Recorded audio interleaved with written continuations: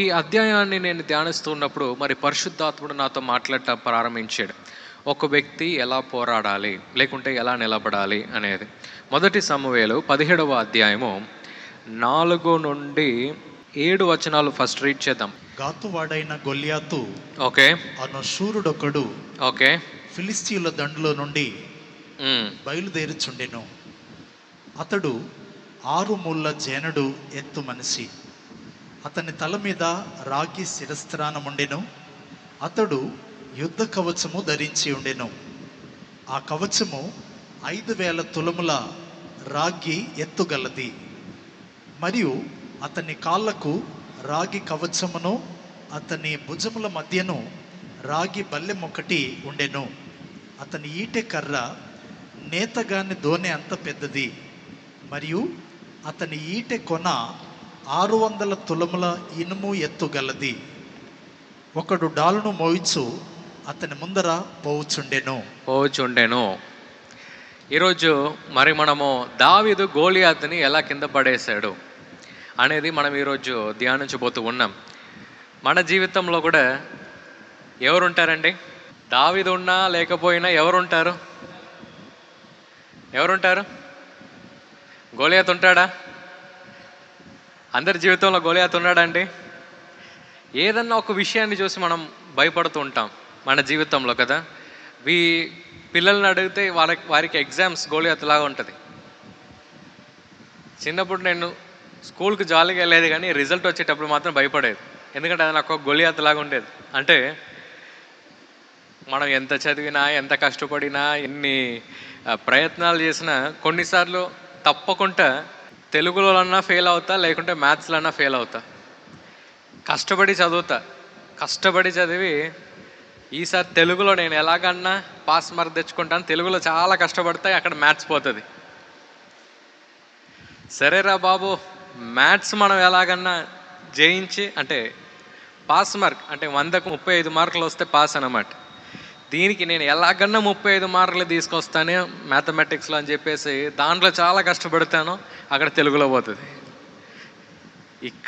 ఇక్కడ జయం తీసుకొస్తే ఇక్కడ ఓటమి వస్తుంది, ఇక్కడ ఓటమి వస్తే ఇక్కడ జయం వస్తుంది.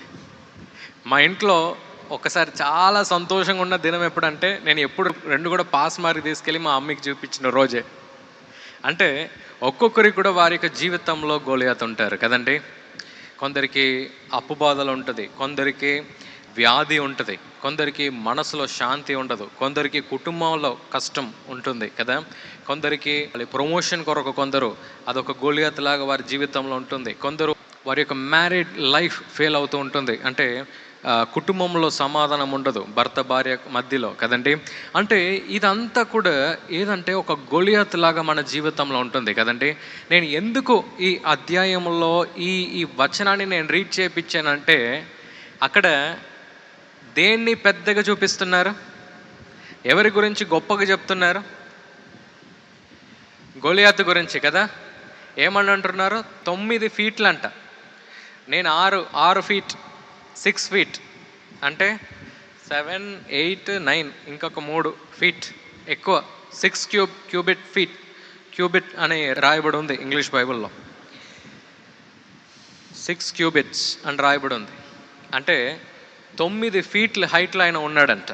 మరి ఆయన శరీరం చూస్తే ఉన్నదిలో చాలా హెవీ అయిన ఎక్విప్మెంట్స్ ఆయన మీద వారు పెట్టారు. అంటే ఆర్మర్ పెట్టారు.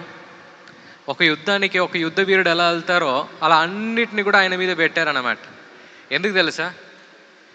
ఈయన అంత పెద్ద వ్యక్తి అని చూపించటానికి. ఈయన అంత పెద్ద వ్యక్తి, ఇది అంత పెద్ద కష్టము, ఇది అంత పెద్ద నష్టము అని అక్కడ ఇజ్రాయేల్ ప్రజలు ఆయనను చూస్తూనే భయపడాలని చెప్పేసి ఆయనను ఎలా డెకరేట్ చేశారంటే, ఇక ఎవరు కూడా ఆయన పక్క కూడా రాలేరన్నమాట. అంత మంచిగా ఆయన డెకరేట్ చేశారు. అంటే ఆర్మర్ ఇచ్చేశారు, కాళ్ళు ఒకటి ఇచ్చేశారు, తలపైన ఒక హెల్మెట్ పెట్టేశారు, అన్ని పెట్టి మూసేశారు ఆయనను మంచిగా సెక్యూర్డ్గా. అంటే గోలియాతు ఎంత పెద్ద వ్యక్తియో ఇక్కడ వారు చూపిస్తూ ఉన్నారు కదండి. కొన్నిసార్లు అపవాది మన జీవితంలో ఏం చేస్తాడు మీకు తెలుసా?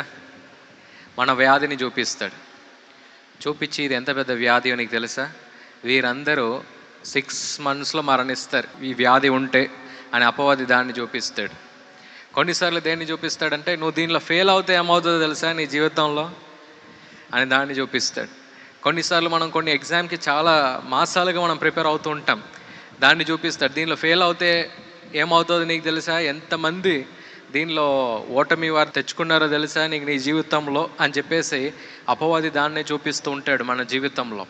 కొన్నిసార్లు మన కుటుంబ పరిస్థితిని ఆయన చూపించి ఏమంటాడంటే, దీంట్లో ఇంత కష్టంగా ఉంది, దీంట్లో ఏదైనా సమాధానం వస్తుందా, ఈ ప్రభు ఏం చేయగలుగుతాడు, ఈ ప్రాబ్లంని చూడు అని అపవాది ఏం చేస్తాడంటే మన జీవితంలో ఏది మనము గోలియాత్ అని అనుకుంటున్నామో దాన్ని పెద్దగా చూపిస్తాడు.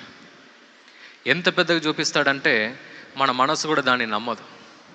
అబ్బా ఇది ఇంత పెద్దదా, ఇది ఇంత కష్టమైనదా, ఇది ఇంత ఘోరమైనదా అని చెప్పేసి. ఒకసారి ఒక వ్యక్తికి లంగ్లో ఒక ఇన్ఫెక్షన్ వచ్చిందంట. లంగ్లో ఇన్ఫెక్షన్ వస్తే ఆయన డాక్టర్ దగ్గర వెళ్ళాడంట. వెళ్తే ఆ డాక్టర్ చూసిన వెంటనే ఆయన ఏమన్నాడంట, 6 monthsలో చచ్చిపోతాడు అన్నాడంట ఆ వ్యక్తిని చూసి. వెంటనే అందరూ కూడా సరే డాక్టర్ 6 monthsలో ఆయన మరణిస్తాడు అన్నాడు కదా అని చెప్పేసి వదిలిపెట్టేశారంట. ఈ వ్యక్తి భయంలో, డాక్టర్ చచ్చిపోతా అన్నాడు కదా అనే భయంలో 6 monthsలో హార్ట్ అటాక్ వచ్చి చచ్చిపోయాడంట. ఎంతమందికి అర్థమైంది? 6 months డాక్టర్ ఆయనకు గ్యారంటీ ఇస్తే, ఇది పెద్దది, ఇది పెద్దది, నువ్వు చచ్చిపోతావు అని ఇంట్లో ఉన్న అందరు చెప్పి చెప్పి చెప్పి చెప్పి ఈయన 3 monthsలోనే నన్ను బయటికి పంపించేశారు. అంటే అక్కడ కొన్నిసార్లు మన జీవితంలో కూడా మనం ఏం చేస్తుంటామంటే గోలియాతుని హెచ్చిస్తూ ఉంటాం. ఇది చాలా పెద్దది, ఇది చాలా కష్టమైనది, అబ్బా ఈ వ్యాధిలో నుండి స్వస్థత పొందిన వ్యక్తి ఎవడు కూడా లేడు. ఇలాంటి కుటుంబ పరిస్థితుల్లో నుండి, ఇలాంటి అత్తయ్య దగ్గర నుంచి, ఇలాంటి మామయ్య దగ్గర నుంచి విజయం పొందిన ఏ వ్యక్తి కూడా లేడు కదండి. ఇలాంటి ఫినాన్షియల్ ట్రబుల్లో నుండి, ఇలాంటి ఆర్థిక సమస్యల నుండి బయటికి వచ్చిన ఏ ఒక్క మానవుడు కూడా లేడు అని చెప్పేసి అపవాది ఏం చేస్తుంటాడు తెలుసా, మన జీవితంలో మన కష్టాన్ని పెద్దగా చూపిస్తాడు. ఇక్కడ కూడా ఫిలిస్తీన్లు ఏం చేశారు తెలుసా, ఇజ్రాయేల్ ప్రజల దగ్గర ఏం చూపించారంటే గోలియాత్ ఎంత పెద్ద వ్యక్తి వారు చూపించారు. సౌలు రాజు ఏమంటాడంటే ఆయన చిన్ననాటిలో నుండే యుద్ధం ఎలా చేయాలని నేర్చుకున్నాడంట. ఎవరు? గోలియాత్ కదా. అంటే పెద్దగా చూపిస్తారు. మన జీవితంలో కూడా ఎంతోమంది లేవచ్చండి. మన వ్యాధి మనల్ని చూసి మాట్లాడొచ్చు, నువ్వు తప్పకుండా చచ్చిపోతావు. మన ఆర్థిక సమస్య మనల్ని చూసి చెప్పొచ్చు, నీ ప్రభు ఏం చేస్తాడు, ఇది చూడ ఎంత పెద్దగా ఉందో. ఎప్పుడు కూడా కొండ ఎంత పెద్దగా ఉందో అదే చూపిస్తాడు, కానీ మన ప్రభుని ఎంత కిందగా చేయొచ్చో చేసే ప్రయత్నమే అపవాది యొక్క ప్రయత్నం అండి. కానీ ఈరోజు మనం ఈ వాక్యం మనకు అర్థమవుతే ఆ గోలియాతుని ఎలా కింద పడేయచ్చో మనం నేర్చుకోవచ్చు. హల్లెలూయా. సో మొదట అపవాది ఎప్పుడు కూడా మన పరిస్థితి ఎంత పెద్దదో దాన్ని చూపిస్తాడు. ఈ ప్రోగ్రాం మీకు ఆశీర్వాదకరంగా ఉన్నదని మేము నమ్ముతున్నాం. ఫస్ట్ లైక్ చేయండి, తెలిసిన వారు మీ ఫ్రెండ్స్ అందరికీ మీరు షేర్ చేయండి, తర్వాత సబ్స్క్రైబ్ చేయండి. తప్పగా ప్రభు మిమ్మల్ని దీవిస్తాడు. ఇక రాబో వీడియోను కూడా మీరు చూడండి, దీవించబడండి. ప్రభు మిమ్మల్ని దీవించును గాక. God bless you.